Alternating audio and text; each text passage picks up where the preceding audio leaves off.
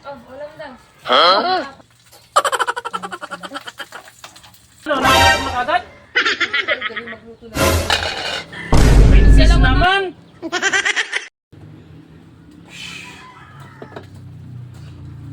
Oh, princess, ano ginagawa mo? Oh, lutuin mo to. Tapos yung mga prusin, yung hotdog at saka longganisa, ilagay mo sa rep. Yung bituka ng manok, i-adobo mo yan ha. At ako'y magtatabas lang dito sa doon sa gulayan natin. At madamo na. Bilisan mo. Ang gagawin ko dito. Ayan na naman tayo, princess. Paulit-ulit ka na naman. Lulutuin niya, alangan naman ipamigay mo sa kapitbahay yan. Ulamin natin. Kung gusto mo, ibigay mo doon sa kapitbahay para may ulam sila. Sa ayos batang to. Talaga. Sabi nga pala ni Papa, mag-dito sa kapitbahay. Magalit yun. May.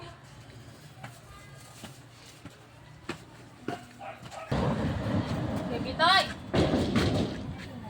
Baby Toy! Ano yun? Oh, ulam daw. Papa. Salamat! Ay, ayos ah. Tamang-tamat, may hapunan na kami. Sige, uwi na ako. Sige, sige, salamat ah. Okay.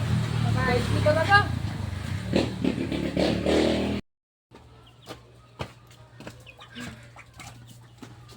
Kaya ulamin namin ngayon. Mapasin. Pagbigay-bigay pa ng ulam. Oh, may price. Ito ba namin kayo eh? Ano ba to? Ito na lang.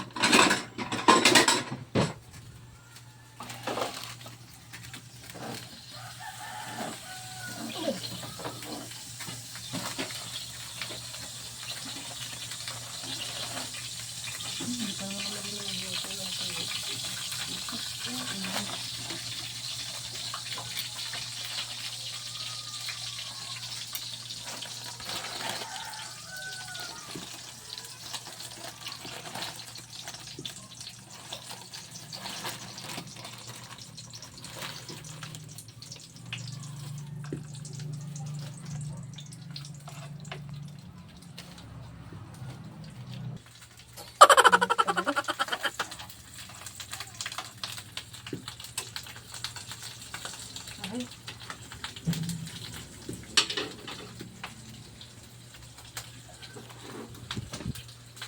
Ayan. Sunod.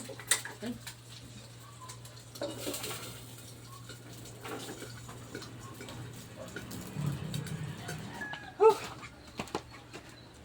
Ay pa. Oh, ano, nakakot na kagad?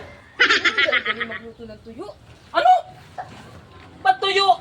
Asan ba yung bituka ng manok at saka yung mga frozen food na binigay ko sa'yo kanina? Sabi mo, ibigay ko kay Kuya Bitoy. Anong ibigay? Ano ko na ba naman? Anong ulamin? Wala ka sa ayos talaga eh. Oh, apa? Princess naman! Ang mahal-mahal ng pagkabili ko ng mga frozen na yun at saka yung bituka ng manok, sabi ko sa'yo, adubuhin mo. Sabi mo, ibigay. Ano?